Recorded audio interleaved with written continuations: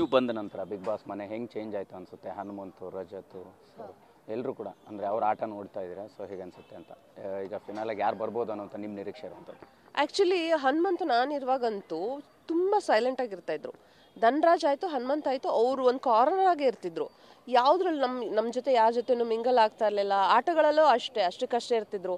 ನಾವೇನಾದರೂ ಒಂದು ಟಾಸ್ಕ್ ಮಾಡುವಾಗಲೂ ಅಷ್ಟೇ ಅವರೆಲ್ಲೋ ಕಳೆದೋಗಿರ್ತಿದ್ರು ಹನುಮಂತ್ ಅವರೇ. But is very really lucky ಅಂತ ಹೇಳ್ಬೋದು. ಫಿನಾಲೆವರೆಗೂ ಬಂದಿದ್ದಾರೆ, ಸೈಲೆಂಟಾಗಿ ಇದ್ಕೊಂಡೇ ಫಿನಾಲೆವರೆಗೂ ಬಂದಿದ್ದಾರೆ. ಜನ ಅದೇ ಹೇಳ್ತೀನಲ್ಲ, ಜನ ಯಾರನ್ನಾದ್ರೂ ಒಬ್ಬರನ್ನ ಇಷ್ಟಪಟ್ಟರೆ ಅವ್ರನ್ನ ತಲೆ ಮೇಲೆ ಎತ್ಕೊಂಡು ಕುಣಿಸ್ತಾರೆ ಅಂತಾರಲ್ಲ ಅಭಿಮಾನಿಗಳು, ಆ ರೀತಿ. ಅಂದರೆ ಅವನ ಮುಗ್ಧತೆನೇ ಇಷ್ಟ ಆಯ್ತೇನೋ, ಅಥವಾ ಅವನ ಒಂದು ಸಿಂಪತಿ ಪ್ಲಸ್ ಆಯ್ತೇನೋ ಜನಕ್ಕೆ, ಗೊತ್ತಿಲ್ಲ. ಅಂದರೆ ನೀವು ಯಾವುದೇ ರಿಯಾಲಿಟಿ ಶೋಲ್ಲಿ ನೀವು ಒಂದು ಅಬ್ಸರ್ವ್ ಮಾಡಿ, ಬಡವರ ಮನೆ ಮಕ್ಕಳು ಅಥವಾ ಬೇರೆ ಹಳ್ಳಿಯಿಂದ ಬಂದಿರೋರು, ಈ ಥರದೊಂದು ಸಿಂಪತಿ ಇರೋರೇ ಫಿನಾಲೆವರೆಗೂ ಹೋಗ್ತಾರೆ. ಅದು ಒಂದು ನಾವು ಈಗ ಸ್ಕೂಲ್ ಕಾಲೇಜಲ್ಲಿ ಒಂದಿದೆ, ಜನರಲ್ ಕ್ಯಾಟಗರಿಯವ್ರಿಗೆ ಎಲ್ಲ ಫುಲ್ ಫೀಸ್ ಕಟ್ಟಬೇಕು, ಬೇರೆ ಕ್ಯಾಟಗರಿಯವ್ರಿಗೆ ಕಡಿಮೆ ಫೀಸ್ ಕಟ್ಟಬೇಕು ಅಂತ.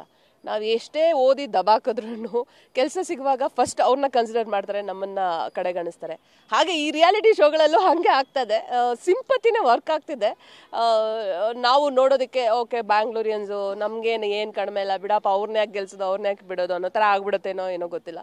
So sympathy work sometimes. Sympathy ಜೊತೆಗೆ ಈ ಸ್ಟ್ರಾಟಜಿ ವರ್ಕ್ ಆಗುತ್ತಾ? ಜೊತೆಗೆ ಸ್ಕ್ರಿಪ್ಟ್ ಕೂಡ ಇರುತ್ತಾ ಬಿಗ್ ಬಾಸ್ ಅಲ್ಲಿ ಅನ್ನೋಂಥ ಪ್ರಶ್ನೆ. ಬಿಗ್ ಬಾಸಲ್ಲಿ ಸ್ಕ್ರಿಪ್ಟೆಡ್ ಅಂತ ಏನೂ ಇರೋದಿಲ್ಲ, ಸ್ಟ್ರಾಟಜಿ. ನೀವು ಮುಂಚೆನೇ ಪ್ರಿಪೇರ್ ಆಗಿ ಬಂದಿದ್ದರೆ ಒಳ್ಳೇದು. ಅಲ್ಲಿ ನಾನು ಒಂದು ಸ್ವಲ್ಪ ಇದು ಮಾಡಿದೆ, ಅಂದರೆ ಅಲ್ಲಿ ಗೋ ವಿತ್ ಫ್ಲೋ ಅಂತ ಬಂದೆ, ಬಟ್ ಆಗಲಿಲ್ಲ. ಫ್ಲೋಲ್ ಕಟ್ಕೊಂಡು ಹೋಗ್ಬಿಟ್ಟೆ ಅಂತ ಅನಿಸುತ್ತೆ. ನೀವು ಬಂದ ನಂತರ ಬಿಗ್ ಬಾಸ್ ಮನೆ ಹೆಂಗೆ ಚೇಂಜ್ ಆಯಿತು ಅನಿಸುತ್ತೆ? ಹನುಮಂತು, ರಜತು, ಸೊ ಎಲ್ಲರೂ ಕೂಡ ಅಂದರೆ ಅವ್ರ ಆಟ ನೋಡ್ತಾ ಇದ್ದೀರಾ, ಸೊ ಹೇಗೆ ಅನಿಸುತ್ತೆ ಅಂತ? ಈಗ ಫಿನಾಲಾಗಿ ಯಾರು ಬರ್ಬೋದು ಅನ್ನೋಂಥ ನಿಮ್ಮ ನಿರೀಕ್ಷೆ ಇರುವಂಥದ್ದು? ಆ್ಯಕ್ಚುಲಿ ಹನುಮಂತು ನಾನಿರುವಾಗಂತೂ ತುಂಬ ಸೈಲೆಂಟ್ ಆಗಿರ್ತಾಯಿದ್ರು. ಧನ್ರಾಜ್ ಆಯಿತು, ಹನುಮಂತ್ ಆಯಿತು, ಅವರು ಒಂದು ಕಾರ್ನರ್ ಆಗೇ ಇರ್ತಿದ್ರು. ಯಾವುದ್ರಲ್ಲಿ ನಮ್ಮ ಜೊತೆ ಯಾರ ಜೊತೆನೂ ಮಿಂಗಲ್ ಆಗ್ತಾ ಇರಲಿಲ್ಲ. ಆಟಗಳಲ್ಲೂ ಅಷ್ಟಕ್ಕಷ್ಟೇ ಇರ್ತಿದ್ರು.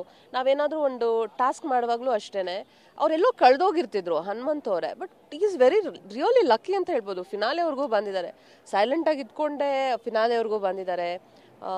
ಜನ ಅದೇ ಹೇಳ್ತೀನಲ್ಲ, ಜನ ಯಾರನ್ನಾದ್ರೂ ಒಬ್ಬರನ್ನ ಇಷ್ಟಪಟ್ಟರೆ ಅವ್ರನ್ನ ತಲೆ ಮೇಲೆ ಎತ್ಕೊಂಡು ಕುಣಿಸ್ತಾರೆ ಅಂತಾರಲ್ಲ ಅಭಿಮಾನಿಗಳು, ಆ ರೀತಿ. ಅಂದರೆ ಅವನ ಮುಗ್ಧತೆನೇ ಇಷ್ಟ ಆಯ್ತೇನೋ, ಅಥವಾ ಅವನ ಒಂದು ಸಿಂಪತಿ ಪ್ಲಸ್ ಆಯ್ತೇನೋ ಜನಕ್ಕೆ, ಗೊತ್ತಿಲ್ಲ. ಅಂದರೆ ನೀವು ಯಾವುದೇ ರಿಯಾಲಿಟಿ ಶೋಲ್ಲಿ ನೀವು ಒಂದು ಅಬ್ಸರ್ವ್ ಮಾಡಿ, ಬಡವರ ಮನೆ ಮಕ್ಕಳು ಅಥವಾ ಬೇರೆ ಹಳ್ಳಿಯಿಂದ ಬಂದಿರೋರು, ಈ ಥರದೊಂದು ಸಿಂಪತಿ ಇರೋರೇ ಫಿನಾಲೆವರೆಗೂ ಹೋಗ್ತಾರೆ. ಅದು ಒಂದು ನಾವು ಈಗ ಸ್ಕೂಲ್ ಕಾಲೇಜಲ್ಲಿ ಒಂದಿದೆ, ಜನರಲ್ ಕ್ಯಾಟಗರಿಯವ್ರಿಗೆ ಎಲ್ಲ ಫುಲ್ ಫೀಸ್ ಕಟ್ಟಬೇಕು, ಬೇರೆ ಕ್ಯಾಟಗರಿಯವ್ರಿಗೆ ಕಡಿಮೆ ಫೀಸ್ ಕಟ್ಟಬೇಕು ಅಂತ. ನಾವು ಎಷ್ಟೇ ಓದಿ ದಬಾಕಿದ್ರೂ ಕೆಲಸ ಸಿಗುವಾಗ ಫಸ್ಟ್ ಅವ್ರನ್ನ ಕನ್ಸಿಡರ್ ಮಾಡ್ತಾರೆ, ನಮ್ಮನ್ನು ಕಡೆಗಣಿಸ್ತಾರೆ. ಹಾಗೆ ಈ ರಿಯಾಲಿಟಿ ಶೋಗಳಲ್ಲೂ ಹಾಗೆ ಆಗ್ತದೆ. ಸಿಂಪತಿನೇ ವರ್ಕ್ ಆಗ್ತಿದೆ.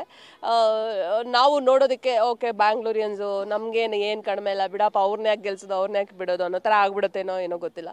So sympathy work sometimes. Sympathy ಜೊತೆಗೆ ಈ ಸ್ಟ್ರಾಟಜಿ ವರ್ಕ್ ಆಗುತ್ತಾ? ಜೊತೆಗೆ ಸ್ಕ್ರಿಪ್ಟ್ ಕೂಡ ಇರುತ್ತಾ ಬಿಗ್ ಬಾಸ್ ಅಲ್ಲಿ ಅನ್ನೋಂಥ ಪ್ರಶ್ನೆ. ಬಿಗ್ ಬಾಸಲ್ಲಿ ಸ್ಕ್ರಿಪ್ಟೆಡ್ ಅಂತ ಏನೂ ಇರೋದಿಲ್ಲ, ಸ್ಟ್ರಾಟಜಿ. ನೀವು ಮುಂಚೆನೇ ಪ್ರಿಪೇರ್ ಆಗಿ ಬಂದಿದ್ದರೆ ಒಳ್ಳೇದು. ಅಲ್ಲಿ ನಾನು ಒಂದು ಸ್ವಲ್ಪ ಇದು ಮಾಡಿದೆ, ಅಂದರೆ ಅಲ್ಲಿ ಗೋ ವಿತ್ ಫ್ಲೋ ಅಂತ ಬಂದೆ, ಬಟ್ ಆಗಲಿಲ್ಲ. ಫ್ಲೋಲ್ ಕಟ್ಕೊಂಡು ಹೋಗ್ಬಿಟ್ಟೆ ಅಂತ ಅನಿಸುತ್ತೆ.